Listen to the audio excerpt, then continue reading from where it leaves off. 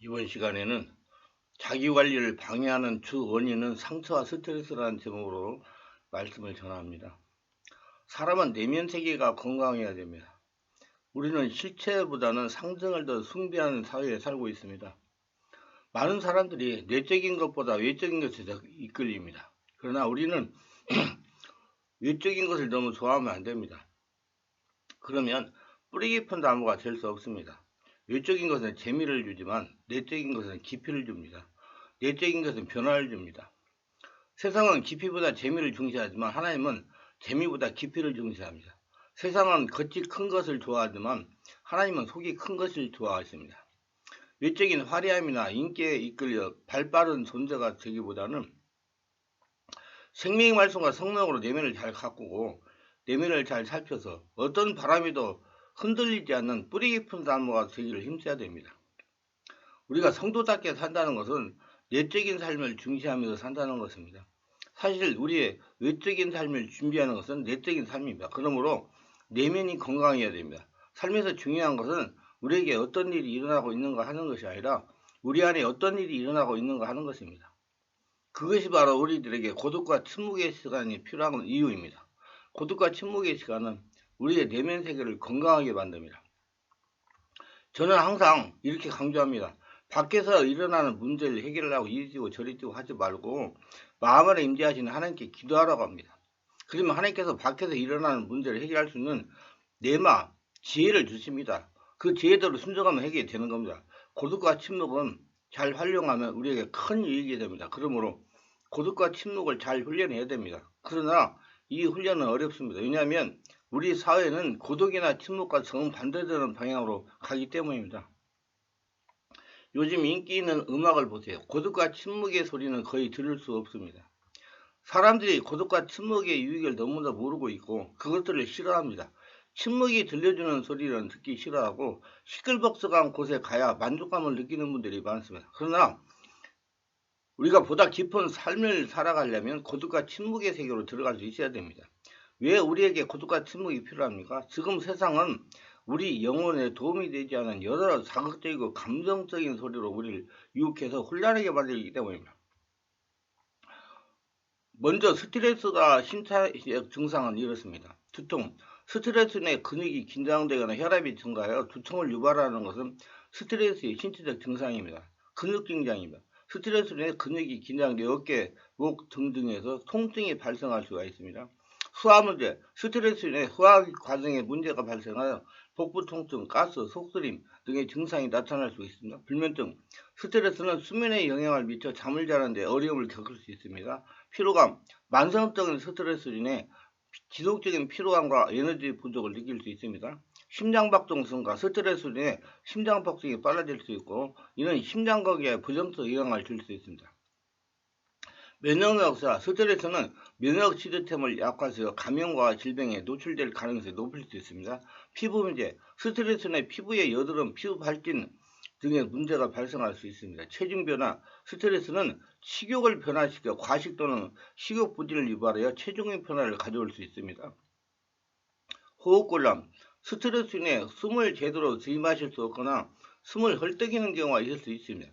스트레스 관리를 통해 이러한 증상을 완화시키고 자율신경을 안정시키고 신체 건강을 지키는 것이 중요합니다. 스트레스를 효과적으로 치료하려면 다양한 접근법과 전략을 사용해야 되는 것이 중요합니다. 스트레스 해소 방안입니다. 스트레스 해소하는 방안은 다양한 전략을 활용할 수가 있습니다. 아래 몇 가지 효과적인 스트레스 해소 방안을 제시했습니다. 성령 안에서 온몸 기도, 복식호흡하며 기도하면 성령의 역사에서 스트레스가 정화됩니다. 복식호흡 기도를 숙달하면 아주 정신건강에 좋습니다. 신체적 활동, 운동은 스트레스 해소하는 데 매우 효과적입니다. 꾸준한 유산소 운동이나 요가, 명상과 같은 정적인 운동을 선택하여 신체적인 긴장을 풀고 스트레스 호르몬을 감소시킬 수 있습니다. 균형 잡힌 식단과 충분한 휴식, 올바른 식단과 충분한 휴식은 신체의 재생과 균형을 유지하는 데 중요합니다. 영양가 있는 식사를 섭취하고 수면 패턴을 정교하여 신체적인 스트레스를 완화할 수 있습니다.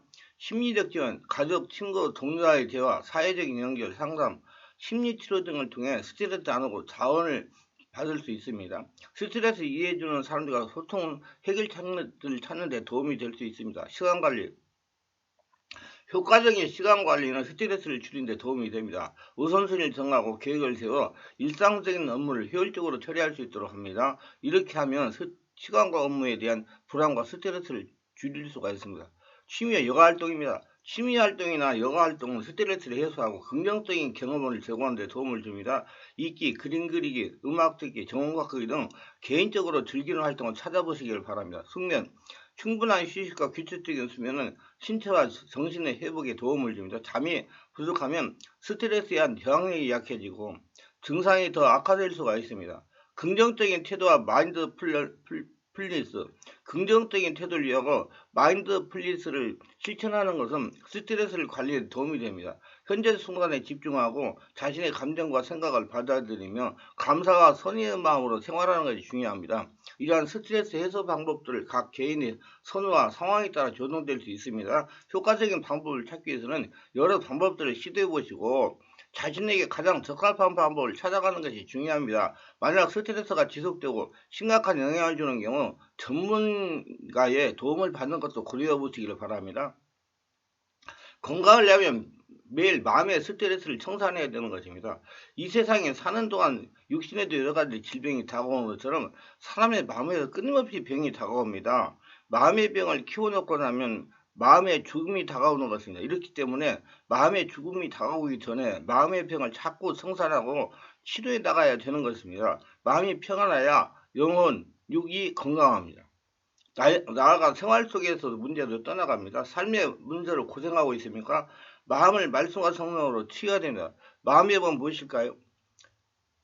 미움이나 분노, 울분, 원한 등에 그대로 내버려두면 이것이 마음의 무서운 파괴적인 병을 일으키는 것입니다. 이렇기 때문에 성경은 말씀하기를 분을 내어도 죄를 짓지 말며 해가 져도 분을 품지 말라고 말한 것입니다. 오늘 인생을 살면서 우리 마음속에 화낼 일, 미운 일, 분노, 원한을 당하는 것이 아닙니다. 그러나 이것을 가지고 마음에 품고 있는 채로 하루를 건너고 잠자리에 들어가면 이것이 우리의 심정 속에 무서운 파괴를 가져오는 것입니다. 이렇기 때문에 미움이 들어오고 분노가 들어오고 원한이 마음속에 사무치더라도 그 해가 지나기 전에 주님 앞에 나와서 이것을 다 고백해서 청산해버리고 성령의 지배 가운데 성령과 예수피로 씻어버리고 마음으로 온몸 기도를 하면서 이것을 다 흘러가는 물처럼 흘려보내게 되시기를 주의 이름으로 축원합니다. 그뿐만 아니라 마음속에 불안과 공포가 사람 이상 안 닿을 수가 없습니다. 환경이 여러 가지 불안과 공포가 소용돌이치며 다가옵니다. 이 불안과 공포가 다가올 때 이것을 가지고서 전전긍긍하지 말고 불안하고 공포가 차거들랑 일하는 손을 다 놓아버리고 마음 안에 골방울에 들어가서 하나님께 부르짖으세요. 왜냐하면 이 세상에 어떠한 불안과 공포라도 하나님은 더 위대하신 것입니다. 이 위대하신 하나님께 나아가서 마음을 열어놓고 간절하게 기도해서 불안과 공포 대신에 예수 그리스도의 사랑이 마음속에 충만하게 되면 하늘과 땅을 지으신 하나님께서 나를 사랑하시고 품어주심으로 말미암아 나는 두려울 것이 없다는 신념이 생겨나게 되는 것입니다. 그리고 부정적인 마음과 좌절감을 청산해내야 되는 것입니다. 우리 환경에서 부정적인 환경과 부정적인 생활에 여러 가지 요건이 다가오는 것입니다. 이것을 그대로 받아들여서 부정적인 마음이나 좌절감을 가지게 되면 인간은 파멸을 당하고 마는 것입니다. 우리도 이 세상에 살면서 우리가 그늘 밑에 찾아가려면 얼마든지 그늘이 있습니다. 아무리 태양이 쨍쨍 내리지는 대낮에도 나무 밑에도 그늘이 있고 빌딩 밑에도 그늘이 있고 처마 밑에도 그늘이 있고 그늘진 길을 찾아가려면 얼마든지 찾아갈 수 있습니다. 그러나 태양이 찬란하게 비추는 그 아래에 가려면 태양빛 아래도 얼마든지 갈 수 있는 것입니다. 그렇기 때문에 행복이란 마음의 상태 그 선택의 결정에 있다는 것은 이 세상에 살면서 슬픈 것을 찾아가서 그것을 집중적으로 바라보면 그 마음이 부정적이고 파괴적이 될 수도 있고 또 우리 환경 가운데 밝고 맑고 환하고 희망찬 것을 바라보고 그것을 집중적으로 생각하고 그걸 마음속에 받아들임으로 말미암아 마음속에 긍정적이고 적극적이며 창조적이고 생산적인 인간의 삶의 태도를 취할 수도 있는 것입니다. 가정사도 그렇습니다. 가정에 많은 일들이 생겨나서는데 그 일들 가운데 내가 부정적인 요소를 다 끌어모아서 내 무덤을 만들 수도 있는 겁니다. 그러나 그 여러 가지 부정적인 요소가 있음에도 불구하고 가정에서 우리를 즐겁게 하고 선망에 채워 기쁘게 하는 요소를 일 수도 있습니다. 그걸 자꾸 끌어모으고 갖고 와서 이것을 온 가정을 충만하게 채워버리게 할 수도 있는 것입니다. 그러므로 행복과 불행, 절망과 소망은 자신의 마음의 선택에 달려있다는 것을 우리가 깊이 알아야만 되는 겁니다. 그렇기 때문에 우리는 부정적인 환경이나 좌절을 가져오는 환경을 그대로 받아들여서 마음조차 부정적이 되고 좌절해버리지 말게 되시기를 주의 이름으로 축원합니다.